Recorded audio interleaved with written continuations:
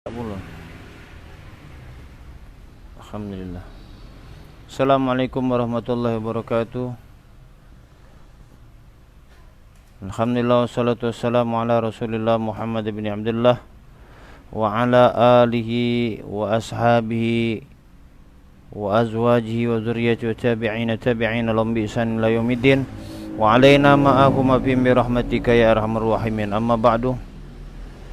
Saudara-saudaraku yang selalu dirahmati oleh Allah Subhanahu wa taala, menanggapi daripada kejadian yang ada saat sekarang ini, saya akan mencoba membacakan keadaan yang sekarang ini pada hakikatnya sudah digambarkan oleh baginda Rasul sallallahu alaihi wasallam. Jadi semua yang terjadi pada dasarnya sudah digambarkan, sudah diceritakan oleh baginda agung Nabi Muhammad sallallahu alaihi wasallam. Namun agar kita tidak salah di dalam memahami, agar kita ini tidak memilih akan ulama-ulama, nanti kita menjadi bagian daripada orang-orang yang memilih-memilih, ya ini ulama yang benar tuh ini, ulama yang bagus tuh ini, ulama yang baik itu ini. Padahal Al-Imam Syafi'i telah mengatakan bahwasanya ya di akhir zaman pada saat umat-umat menjadi bingung, ada muridnya bertanya kepada Imam Syafi'i pada saat di akhir zaman memiliki kebingungan, ulama yang seperti apa yang mesti diikuti. Kata Imam Syafi'i, ikutilah ulama-ulama yang anak-anak panah, para musuh-musuh Allah itu mengarah kepada mereka. Artinya ya juga Imam Syafi'i mengatakan bahwasanya ikutilah para ulama yang dibenci oleh orang-orang kafir, oleh orang-orang munafik. Kenapa mereka dibenci? Karena pada hakikatnya mereka mampu menghalang-halangi, ya mampu menghalang-halangi atau mencegah akan sifat dunia mereka, karena mereka itu mengejar daripada dunia-dunia mereka. Nah, jadi di sini kita juga akan mencoba menjelaskan agar kita tidak salah kaprah, tidak salah dalam memahami. Ada ulama yang tegas, ada ulama yang lembut. Pada hakikatnya mereka itu sama-sama ulama, mewakili daripada Allah Subhanahu wa taala di muka bumi ini. Jadi jangan sampai kita hanya mengagumi ulama yang satu akan tapi kita tidak menyukai akan ulama yang lain.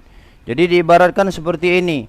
Ya, dalam satu persawahan itu ada bagian yang menanam padinya, dan ada juga bagian yang menjaga padinya, dan ada juga bagian yang membasmi akan hama-hama, sehingga akan menghasilkan satu hasil yang maksimal dan akan menjadi buah hasil yang mampu dinikmati oleh orang banyak, ya seperti itu. Jadi sebagaimana yang dikatakan oleh baginda agung Nabi Muhammadin sallallahu alaihi wasallam, ya artinya ini Rasulullah mengatakan, Nabi Muhammad sallallahu alaihi wasallam yang mengatakan tidak bisa kita dustai, tidak bisa kita ingkari, harus kita akui bahwasanya ini benar-benar yang dikatakan oleh baginda Rasul sallallahu alaihi wasallam. Inna lillahi malaikatan fil ardi, kata Rasulullah sallallahu alaihi wasallam, sesungguhnya kata Rasul sallallahu alaihi wasallam bahwasanya Allah Subhanahu wa taala itu memiliki dua malaikat di dunia, ya. Dua malaikat di dunia. Tantiqu ala alsinati bani Adam bima fil mar'i minal khairi wasyarri. Kata Rasul sallallahu alaihi wasallam, mereka itu berucap melalui lisan Bani Adam tentang satu kebaikan dan keburukan yang terdapat di dalam diri seseorang. Artinya maksud daripada hadis ini mengatakan bahwasanya di muka bumi ini ada malaikat yang dikirim, yang diutus oleh Allah Subhanahu wa taala, di mana melalui daripada lisan-lisan akan manusia di muka bumi ini. Tentunya wakil-wakil Allah Subhanahu wa taala yang pertama, mereka itu menyampaikan kebaikan-kebaikan. Ya, jadi mereka menyampaikan suatu kebaikan, mengajarkan kebaikan. Artinya di sini amar ma'ruf. Mereka memerintah kepada kebaikan, ya mengajak salat, mengajak zikir, mengajak zakat, mengajak puasa, mengajak haji, mengajak silaturahim. Dalam hal mereka menyampaikan satu amar ma'ruf. Bimana hakada, ya hakada, hadis ini mengatakan bahwasanya mengajarkan kepada kita bahwasanya setiap orang-orang hamba-hamba Allah, khususnya mereka-mereka yang berada di jalan Allah, menyampaikan satu kebaikan, menyampaikan satu amar ma'ruf, hakikatnya mereka itu adalah wakil-wakil Allah Subhanahu wa taala yang didatangi oleh Allah Subhanahu wa taala pada dua malaikat yang menyampaikan satu kebaikan melalui daripada lisan-lisan mereka, ya lisan-lisan mereka untuk mengajak halal kebaikan. Kemudian di satu sisi juga ada para malaikat yang juga menyampaikan daripada lisan-lisannya Bani Adam, yaitu untuk menyampaikan apa, mencegah satu keburukan. Artinya nahi mungkar. Ya, bab nahi mungkar Bimakna nahi mungkar, ya ayyuhal mu'minin saudara mati Allah Subhanahu wa taala. Artinya mesti ada orang-orang yang nahi mungkar, yang mereka itu selalu memikirkan nahi mungkar, yang mereka itu selalu menyampaikan agar kita ini terjaga daripada perbuatan nahi mungkar, yang mereka itu menyampaikan yang hak-hak dengan secara tegas, dengan secara keras. Mereka itu menyampaikan, ya, menyampaikan apa yang dikatakan oleh baginda agung sallallahu alaihi wasallam. Jadi emang itu pada dasarnya ada malaikat, ya, ada malaikat yang diutus oleh Allah Subhanahu wa taala melalui daripada lisannya Bani Adam, maksudnya manusia, mereka itu akan berucap hakadha bimakna. Ya, jadi jangan kita sampai keliru dalam memahami ilmu mukmin yang sudah dirahmati Allah Subhanahu wa taala. Kemudian bimakna seperti yang dikatakan juga oleh baginda Rasulullah sallallahu alaihi wasallam. Jadi perumpamaan orang-orang yang senantiasa melaksanakan hukum-hukum Allah. Ya, jadi perumpamaan orang-orang yang senantiasa melaksanakan hukum-hukum Allah dan orang yang terjerumus di dalamnya adalah bagaikan perumpamaan orang-orang yang membagi tempat dalam satu perahu atau dalam satu kapal di mana ada sebagian, ya, dalam satu perahu atau dalam satu kapal di mana ada sebagian orang yang berada di atas dan ada pula sebagian lagi yang berada di bawah. Orang-orang yang berada di bagian bawah ketika mereka itu memerlukan air, mereka harus naik dulu ke atas. Jadi mereka harus naik dulu ke atas, yang sudah barang tentu di saat mereka itu naik ke atas, kata Rasulullah sallallahu alaihi wasallam, akan mengganggu mereka-mereka yang berada di atas. Agada. Jadi perumpamaannya seperti ini dikatakan oleh Rasulullah. Kemudian mereka ini yang bagian bawah yang selalu mengambil air di atas tadi, mereka berkata, kami akan melubangi saja, katanya, bagian kami yang di bawah ini hingga tidak mengganggu lagi orang-orang yang berada di atas. Jadi mereka berniat untuk melubangi perahu tadi, yang di bawah mereka lubangi, ya, agar lebih mempermudah mereka sehingga mereka tidak mengganggu orang-orang di atas tadi. Kemudian apa kata Rasulullah SAW gambaran ini? Jika mereka orang-orang yang di atas membiarkan apa yang dikehendaki oleh orang-orang yang berada di bawah, niscaya akan binasalah mereka itu. Niscaya mereka akan binasalah, ya, binasalah mereka itu. Tetapi bila mereka mencegah perbuatan mereka, maka akan selamatlah mereka itu semua. Ini digambarkan oleh baginda Rasul sallallahu alaihi wasallam. Jadi ibarat satu perahu, ya, kalau sampai orang-orang yang di bagian bawah itu melobangi perahu itu, maka akan karamlah perahu tadi. Artinya semua yang ada dalam perahu tadi akan tenggelam. Begitulah saudara-saudaraku, di kita menunggu bumi ini, kita menanti kita hidup di muka bumi ini, mesti ada yang mencegah nahi mungkar. Jadi ada orang-orang yang dihususkan oleh Allah nahi mungkar. Ya, nahi mungkar mereka itu mencegah akan nahi mungkar untuk memperkecil risiko daripada yang kita hadapi dalam hidup di dunia ini. Kemudian saudara-saudaraku juga dikatakan oleh Rasul sallallahu alaihi wasallam, nah ini bagi mereka-mereka yang ahli hukum, bagi mereka-mereka yang pada saat ini sedang menyandang satu jabatan, sedang menyandang satu kekuasaan, janganlah kita sesekali mempermainkan akan hukum. Pada saat kita melihat orang-orang yang lemah, di situ kita tindak hukum secara tegas. Tapi pada saat kita melihat ada orang-orang yang memiliki kepentingan, apalagi mereka itu orang-orang yang memiliki jabatan, apalagi mereka itu adalah orang-orang kaya, lantas kita membiarkan hukum itu tidak berlaku kepada mereka.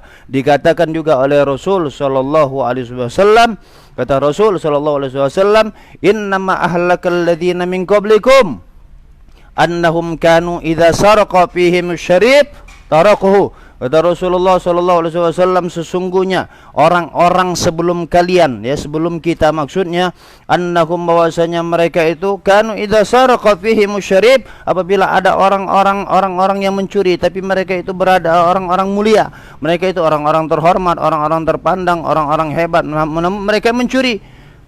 Untuk hukum tarukuh, mereka meninggalkannya hukum untuk mereka, tidak berlaku hukum untuk mereka di muka bumi ini. Kata Rasulullah sallallahu alaihi wasallam, wa idza saraqa fihi mud'im, dan apabila yang melakukan pencurian itu adalah orang-orang yang lemah, aqamu, maka mereka menegakkan hukum secara terang, secara jelas, secara tegas, mereka tegakkan akan hukum alaihil hadda, sehingga mereka benar-benar menegakkan hukum tadi secara terang, secara teras, secara jelas terhadap mereka orang-orang yang lemah. Apa kata Rasulullah sallallahu alaihi wasallam? Wa aimullahi law anna Fatimata binta Muhammadin sarqat laqata'tu tu yadaha. Kata Rasulullah sallallahu alaihi wasallam memberikan ketegasan kepada kita, ya, agar tidak memilih tumpang pilih akan hukum. Kata Rasulullah sallallahu alaihi wasallam, seandainya yang mencuri itu adalah Fatimah binti Muhammad, maksudnya anak Rasulullah sallallahu alaihi wasallam, saraqat laqata'tu yadaha, maka aku akan laqata'hu yadaha, aku akan potong tangannya. Bayangkan ketegasan Rasulullah sallallahu alaihi wasallam di dalam menegakkan hukum. Artinya saudara-saudaraku, di sini menjelaskan seandainya hukum hanya berlaku kepada orang-orang yang lemah, orang-orang yang tidak memiliki kekuatan, orang-orang yang tidak memiliki kekuasaan, tetapi terhadap orang-orang yang punya kekuasaan, punya jabatan, punya tahta, punya uang, tidak berlaku akan hukum terhadap mereka. Hati-hati saudara-saudaraku, diingatkan oleh Rasulullah, akan binasa satu negara, akan binasa satu bangsa, akan binasa satu kampung kalau hukum tidak kita tegakkan adil secara merata, baik orang terpandang atau orang lemah, baik orang kaya atau orang miskin, tidak kita tegakkan, kita tumbang pilih, nanti akan ada azab Allah Subhanahu wa taala di muka bumi. Tidakkah cukup bagi kita saudara-saudaraku bagaimana Mustafa Kemal Atatürk itu adalah seorang pemimpin yang zalim, yang dia tidak suka sama ulama, dan dia mempermainkan akan agama Allah. Hukumnya di saat beliau hendak sakaratul maut, 6 bulan sakarat mautnya, sakaratul maut, proses sakaratul mautnya 6 bulan, ya, tidak habis.